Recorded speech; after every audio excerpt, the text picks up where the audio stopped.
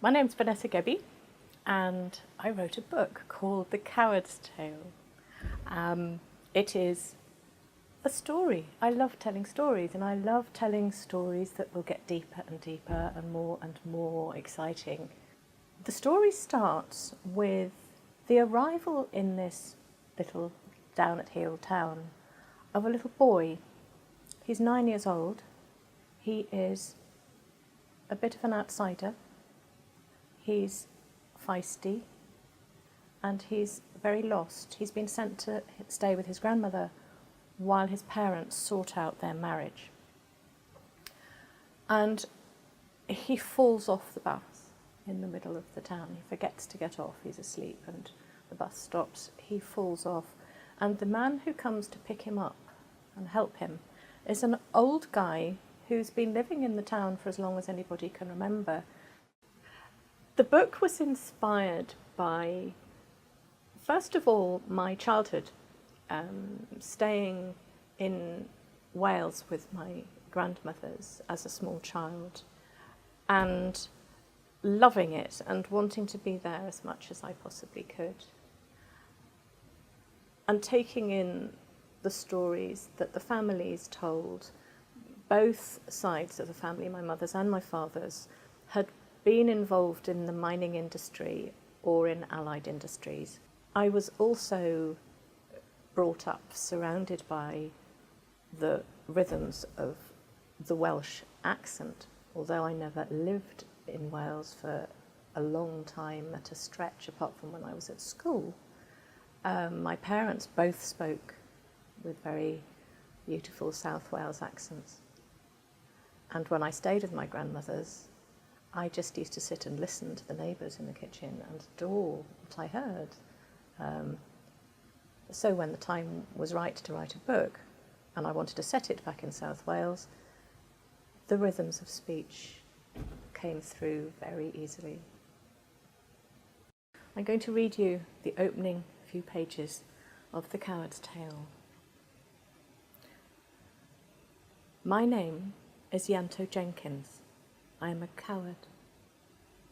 These words have echoed through the town once before, and today they will be said again by Ianto Passchendaele Jenkins, small and grey now in his khaki jacket and cap to almost match, the beggar who sleeps in the porch of Ebenezer Chapel on a stone bench, his kit bag for a pillow, and a watch with no hands dropped to the flagstones next to his boots.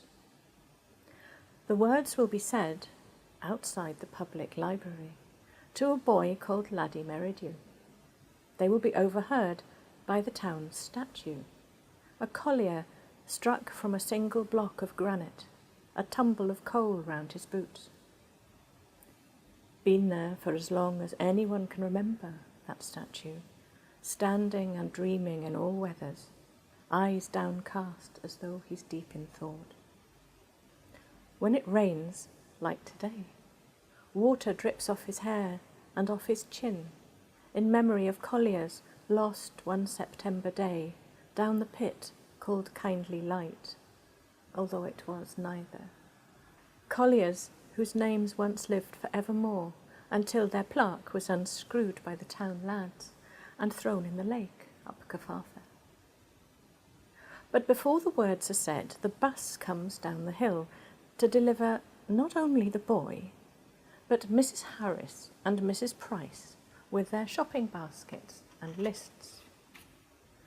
Mrs. Eunice Harris, her hair all mauve and well-behaved under a net, steps down from the bus in front of Mrs. Sarah Price, for after all, her husband is deputy manager of the savings bank, and Mrs. Price's is not. Ianto Passchendaele Jenkins is at the bus stop, not waiting for anything in particular. He's reading the bus times to see if they've changed since yesterday, and they have not. So he raises a finger to his cap in welcome to Mrs. Harris, who does not want a welcome from any part of Ianto Jenkins the beggar. Thank you very much. The bus starts to move, then it stops. Someone's forgotten to get off. A boy of 10 or thereabouts comes stumbling down the steps of the bus, his socks round his ankles. His hair is very red and very untidy. His fringe is too long, and his glasses have slipped right down his nose. There's no one to meet him. He's clutching a small brown suitcase to his chest. This bright-haired boy in a stained school raincoat, several sizes too small, its belt tied in a knot, as there's no buckle. He was dreaming on the bus, with his head against the window.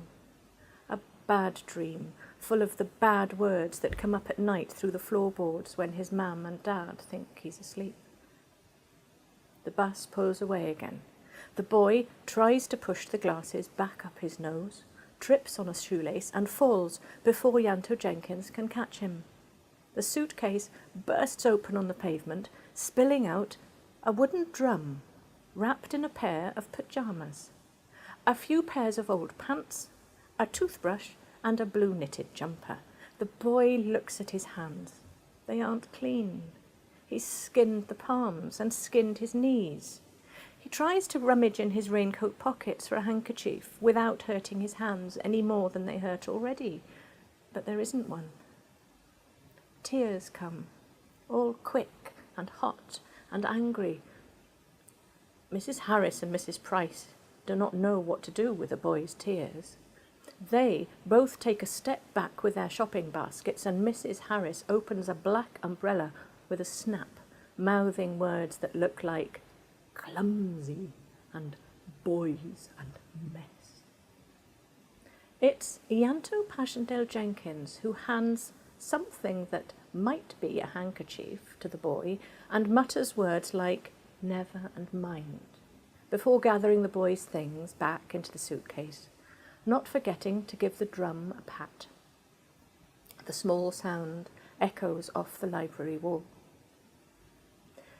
Ianto Passchendaele Jenkins starts to smile at the sound as he clicks the case shut and as he straightens up slowly, muttering, "Oh, my old bones." But when he looks at the boy for the first time properly, the words fade. The smile dies. The boy doesn't see any of this. He sits on the curb, peers at his knees and dabs at them with the thing that might be a handkerchief.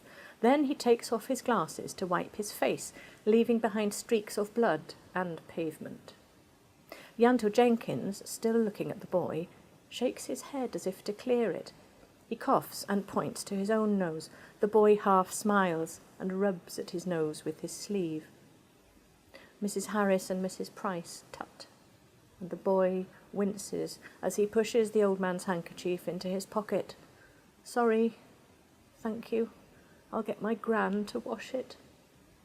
Then he stands up and cleans his glasses on the hem of his raincoat.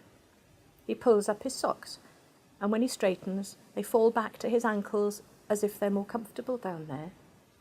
He sighs and shrugs and looks at the clock that says 2:10 on the pediment of the town hall next to the library.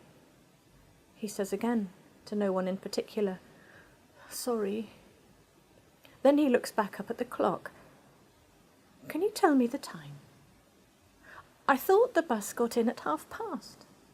And where is lunchtime gone?" There's a muffled reply from another timepiece on Ebenezer Chapel down by the cinema, where the bell was once wound with a rag not to wake the minister, and no one thought to take the rag away now there are no ministers left. Ianto Passchendaele Jenkins taps at his watch with no hands. "Sounds like past something to me." Mrs. Eunice Harris pulls back the sleeve of her good coat and checks her good watch. "Indeed, yes, 12:30, and waves a hand at the town hall clock as if it was hers. "Always 2:10. Someone put a nail in the time years back." The boy doesn't answer, just says, almost to himself, "Said I'd meet Gran in the library at past. She cleans it some days," and he bends for his suitcase. But before he can pick it up, Ianto Jenkins is carrying it towards the library, and the boy is limping behind. It's all right, I'll take it. The beggar waits for the boy and says something about the boy's hands being all scraped raw, and he doesn't mind carrying it to the library. Because after all, Factual Phillips, the deputy librarian, has a kettle, and he makes a good cup of coffee. They pass in front of the statue of the kindly light collier with a tumble of coal round his boots. And the boy looks up at Ianto Jenkins. Thank you very much. There's a pause before he says in a small voice, My name is Laddie Merridew. I'm a crybaby. I'm sorry. The beggar doesn't stop walking, doesn't look at the boy, doesn't really answer, except to say, and my name is Ianto Jenkins. I am a coward, and that's worse. And the two of them, old man and boy, coward and crybaby, disappear into the public library with the suitcase.